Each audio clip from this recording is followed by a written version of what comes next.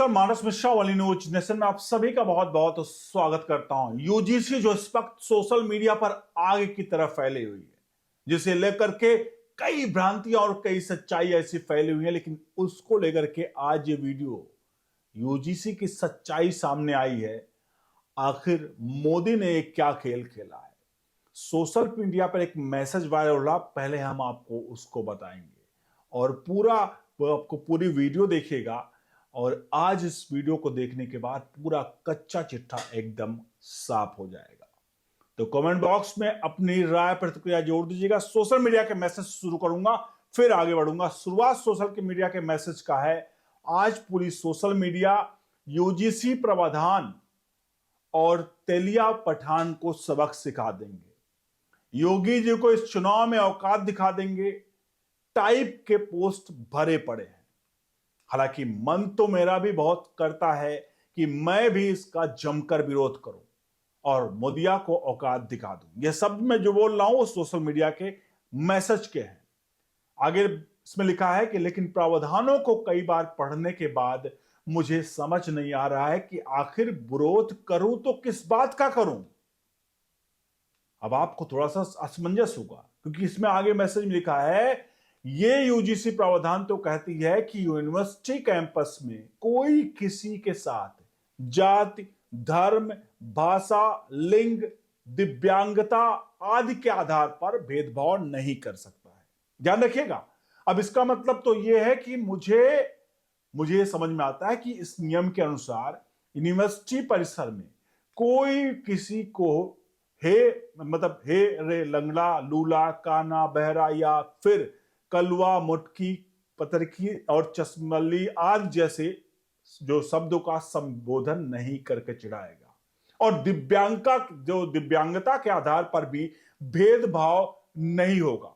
उसी तरह यूनिवर्सिटी क्षेत्र में कोई किसी को हेरे, बंगलिया, बिहारी, दक्षिण के बच्चों को हिडिंबा, इडली खौफा या फिर पूरी बच्चों को चाइनीज और जो भी अन्य शब्द होंगे वो नहीं कहेगा। ये सारे मैसेज सोशल मीडिया के हैं। आगे बढ़ते हैं।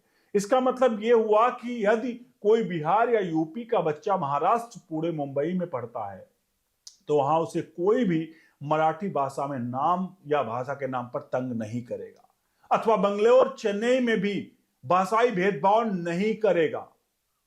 धर्म के आधार पर बात करें तो कोई किसी को मूर्ति पूजक, कटेश्वर या फादरी का औलाद आदि नहीं कहेगा। लिंग के आधार पर कोई किसी को जो है वो अलग अलग शब्दों को मैं यहां पे कहना नहीं चाह रहा हूं, सोशल मीडिया पे लिखा हुआ है वो नहीं पर उसको लेकर के कहेगा। और हां, जाति के आधार पर भेदभाव वाला मैटर थोड़ा गंभीर है। तो भाई एक बात बताओ, एट्रोसिटी एक्ट तो पहले से ही है, तो अगर वास्तव में ऐसी कोई शिकायत हुई भी तो वो सीधे पुलिस के में जाएगा या कॉलेज के प्रशासन के पास जाकर अपना समय खराब करेगा, क्योंकि कॉलेज प्रशासन के पास तो जेल भेजने लायक कोई पावर होती ही नहीं है। और पुलिस के पास जाकर ही क्या वो उखाड़ लेगा, क्योंकि अभी 4 दिन पहले ही सुप्रीम कोर्ट ने स्पष्ट किया है कि किसी को जाति के से पुकारना एट्रोसिटी एक्ट के तहत दंडनीय अपराध नहीं है, बल्कि अगर वो सार्वजनिक रूप से अपमानित करने के लिए उद्देश्य से की गई है तब वो अपराध माना जाएगा।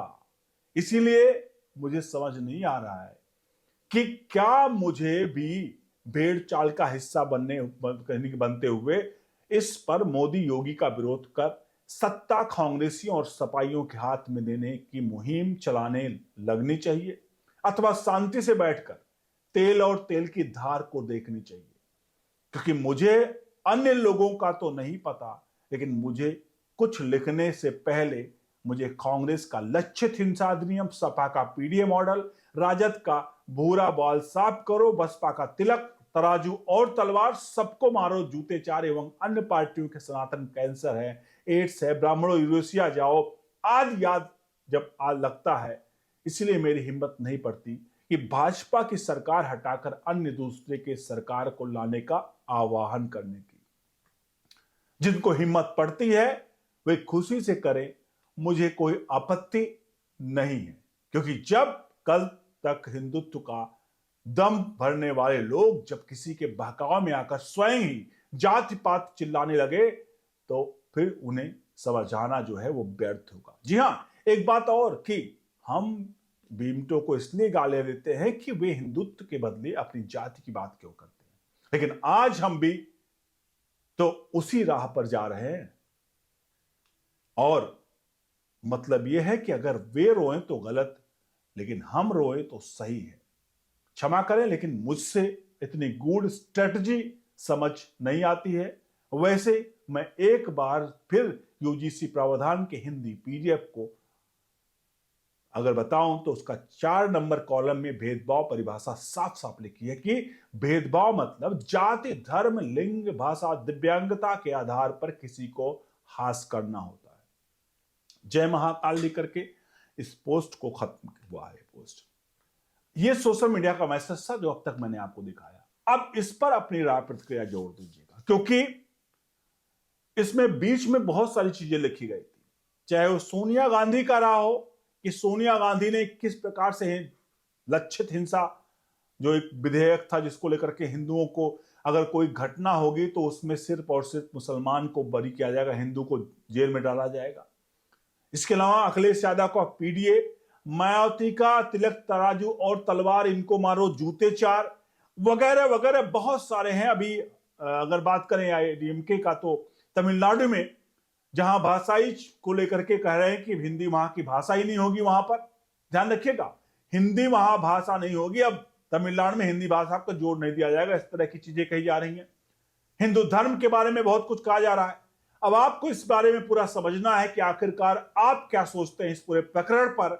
अपनी राय प्रतिक्रिया जोड़ दीजिए, क्योंकि मैं एक्सप्लेनेशन अभी नहीं दे रहा हूं, क्योंकि इसको लेकर के बीजेपी के नेता, कई नेता कह चुके हैं, जिसे इसमें बीजेपी के नेता निशिकांत दुबे ने भी कहा है कि वक्त आने दीजिए, बताएंगे।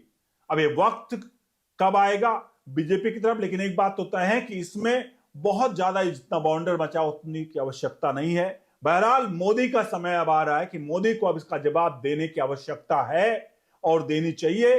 बीजेपी को इसकी आवश्यकता है, एक्सप्लेनेशन देना चाहिए प्रेस कॉन्फ्रेंसेस के जरिए लोगों को समझाने के लिए, क्योंकि मामला वाकई में सिर से ऊपर जा रहा है। आपसे अनुरोध है इस पूरे प्रकरण पर अपनी राय प्रतिक्रिया जरूर दीजिए, वीडियो को लाइक शेयर जरूर करिए। बने रहिए न्यूज़ नेशन के साथ। बहुत बहुत धन्यवाद।